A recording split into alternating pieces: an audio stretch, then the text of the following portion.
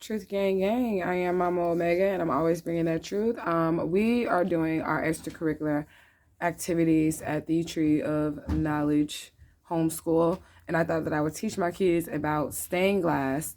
And I got them these little things here. That's just the color on the back of it, but it's really clear. So we're gonna do some stained glass projects, and I didn't know if you guys would benefit from knowing the meaning of it, because I'm gonna teach my kids everything, and I mean everything. Okay, but I really mean everything. So we're going to get into our stained glass. They all have their own, and I will show you guys a picture of the art once they're done. This is just the one that I picked for myself, but everybody has a different one, and I will post the art that is done here. And we're going to talk about stained glass, okay? So stained glass has long been called the poor man's Bible, and this is because during medieval times, the majority of the world was illiterate and could not afford Bibles. So the role of stained glass windows was essentially that of a picture book. You know what I'm saying, okay?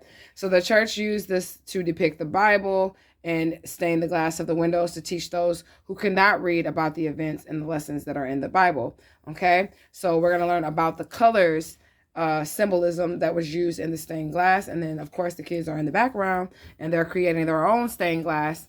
I just want you to tell me out loud what you have. Don't get on my camera. But what do you have, Hezzy? Dog. So he's going to make us a stained glass dog. And what do you have, Bear? T-Rex and a volcano. He has a T-Rex and a volcano. He's going to do stained glass. And what do you have, Miss Patience? And she's going to do a stained glass astronaut. And I'm going to do a stained glass geometrical sacred geometry. Okay? Lotus flower.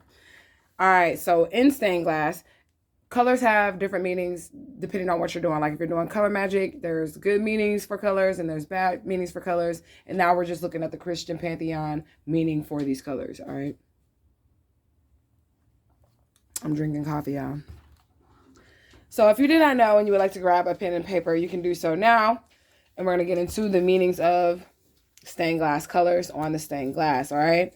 So the color red, according to the Christian pantheon, is going to represent the blood of Christ, or the Christos energy, or the martyr of the saints, okay? And it also can indicate strong emotions such as love or hate. So this can be used in stained glass to depict love or hate.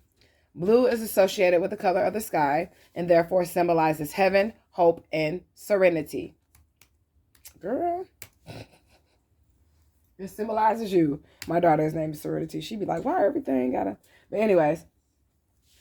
All right, so green, and we had green coming up a lot in our reading this morning with all those cards coming out of the oracle as green. The color of green is going to represent grass and nature, and therefore represents growth and rebirth and life and death as well. All right. Violet is a bold color, and it's going to symbolize blood. I said blood, not blood. Love. There we go. It's going to symbolize love, truth, passion, and suffering. Okay. And then violet also was supposedly the color that the Christos energy had on before sacrifice, because it was representing royalty. And then white is a representation of chastity or innocence and purity, and is often associated with God. And black is very rarely seen in a color of stained glass on churches, because of its connotations of both death and then regeneration. So they rarely use black in stained glass. And then yellow, the color is most used in depictions of Judas, which we did have that Judas imagery come out of the oracle today with the betrayed with the kiss. So sometimes it symbolizes treachery, but it's also used in the halo of saints or the gates of heaven, and to symbolize divinity, power, and glory. And then purple, of course, that it is thought that the Christos energy wore purple before his crucifixion. The color often symbolizes suffering and endurance. Purple is also used to depict royalty or the masculine God the Father energy, all right? So divine masculine. Gray, this color or hue is going to be a symbol of humility and also mourning, and it also represents immortality of the spirit. So if you see that on stained glass, you won't even just look at the pictures. When you're looking at it, you'll also be looking at the colors to get a deeper meaning of the story when you see the stained glass, okay? And then brown on stained glass is going to represent spiritual death and recommunication, okay? So that's what that is. Spiritual death and recommunication, all right?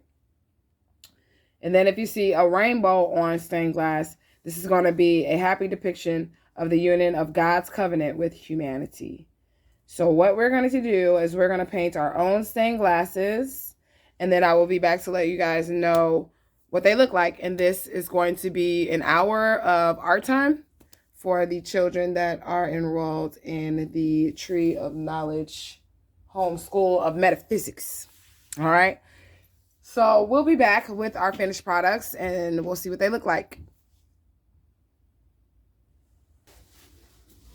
All right, guys, this is the end result of our stained class art project / history, literature project. Here, this one is mine with the sacred geometry.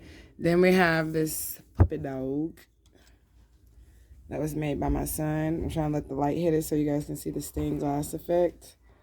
And we'll put strings on it and we'll get these hung up somewhere. And this is done by my other little students, my other son. And he stained glassed us a dinosaur. All right. And then this was done by my daughter, Patience. I gotta move it over. It's still drying. So we'll let it dry some. And I gotta lift it up towards the light so you guys can see the stained glass effect. And she did the astronaut. All right, so this lesson was about an hour. What'd you guys say? An hour.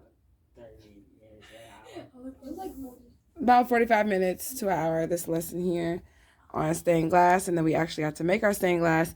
And then we'll put strings around it and then we'll put it towards the sun so that we can see the effects of it once the paint dries. So gang, we out this bitch.